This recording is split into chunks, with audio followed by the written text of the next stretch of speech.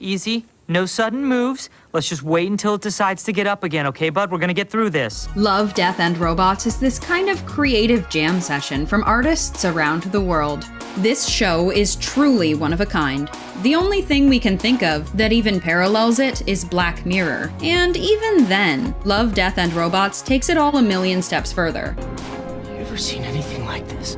Never.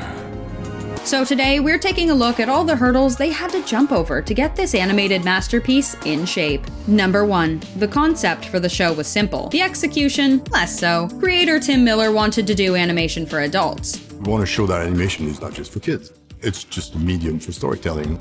Nothing was off the table. Gore, violence, intimacy, the different stories lent themselves to different animation styles. The hallmark of the show is the variety. So the team outsourced to many different animation studios across the globe that could honor the stories Miller wanted to tell and bring their own cultural flair. Almost every company put in more time than they were paid to do because they wanted to make the work great. We had a huge list of potential stories, and these were the ones that we thought, oh, well, this is going to work. Most of the episodes have different directors, and given that the episodes are being outsourced to companies all over the world, this led to a language barrier at times, but also a very unique collaboration process, with artists sharing a wealth of techniques and insights. Number 2. If the hills have eyes, then the grass has personality. The tall grass was designed to look like nothing anyone's ever seen before. One of the main characters was the grass. Every interaction between the characters and the grass had to be hand animated to get the look they were going for. They worked on every second frame instead of every frame to get a bit of a stop motion feel. When the lights hit the characters, there are sharper edges and shadows to give the sense of loose paint rather than smooth CG. Best not to mention this to anyone. They won't believe you anyway. Number 3. Come retire at Sunset City, where you never have to fight with your family again, just your vacuum. The characters were designed to feel like puppets in a dollhouse. The production company Meat Department used the designs of the people as their inspiration for the robots. While the humans were super fleshy, the robots contrasted that by being minimalistic and sleek. Congratulations! You stopped the unstoppable killing machine that is VacuBot. Number 4. The characters in Ice were as cold as their environment. The team who worked on Volume 1's Zima Blue also worked on Ice. The director, Robert Valley, was excited to play around with more action. Although, the short isn't all about action, but human condition and relationships. It's more of Stand By Me meets giant frost whales.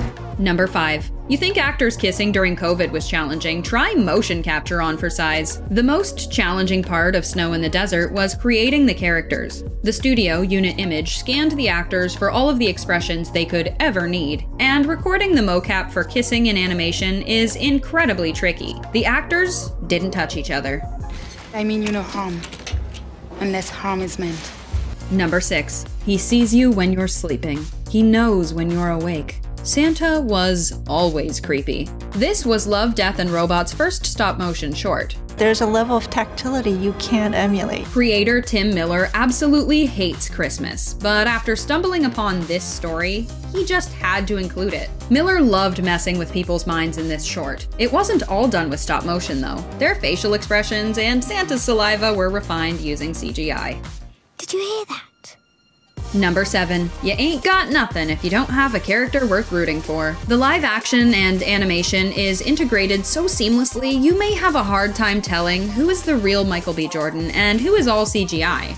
The biggest challenge of this show was creating the photoreal digi-double of Michael B. Jordan. And he got involved because he'd binge-watched the show and just wanted to let Tim Miller know how much he loved it. This very quickly turned into work for the actor. Despite the huge feat that sci-fi is, Blur Studio wanted to keep this story simple and intense. So much of the story happens like right here on this guy's face. Number 8. We would watch a whole Pop Squad movie. Pop Squad is part Blade Runner and part noir. Another animation by Blur Studio explores what would happen to society if nothing ever ended. I hope that it makes people examine what gives life meaning. Number 9. We were left with more questions than answers on this one. I wanted to do it as close to realistic as possible. Tim Miller swore to himself he wouldn't mess up telling this story. Making the animation as close to true life as possible was very intentional. The mystery was in the detail. Miller did his best to make it as close to J.G. Ballard's original version. His daughter wrote to Tim to say that her dad would have loved it. Number 10. You know what's no secret? How hard it is to animate a horse. But is it harder than animating creepy alien thingies? Most definitely. The majestic creature can look clunky if not handled with care. Digic Pictures had to tailor a special mocap suit for a live horse. Number 11. Is it a helping hand if it's your hand helping out? Helping Hand stands out from the rest in how minimal it is. It's even more minimal than Life Hutch. John Yo and Axis Studio wanted to strip the story back as far as they could, to make sure it was only about human emotion. With every pass at the animation, they kept adding more teeny tiny details like fridge magnets and post-it notes to make the space feel lived in. It's really fun to know that it's there and that it's kind of just background noise. The facial performance was the most important element. All of the little details on the character's face were added by hand, and they animated over top of the footage. Number 12. The composer may have had the biggest job of anyone. When you're building the sound for a show, each episode has its requirements, but generally the sound palette and the approach are unified. But when it comes to an anthology series, especially Love, Death, and Robots, which has such a huge range, that makes the stylistic range in the music enormous. The role of composer belonged to Rob Cairns. For the episode The Dump, Cairns built an entire musical palette out of his version of a junkyard band, where everything except for a harmonica and the dobro were broken instruments or something played wrong. He even played a bass dulcimer with a cello bow and hit it with a hammer. For Sunny's Edge, which has a gritty cyberpunk vibe, Cairns avoided the synthwave, the stereotypical sci-fi instrument. Show me what you got, big boy. Now on to lucky number 13. It's no coincidence we put this episode here. This was the first episode that was shown to other creators. With such a high bar set, it's no wonder the entire season is so binge-worthy. This short took inspiration from war movies like Black Hawk Down and Saving Private Ryan. Number 14. What do robots, Hitler, and yogurt have in common?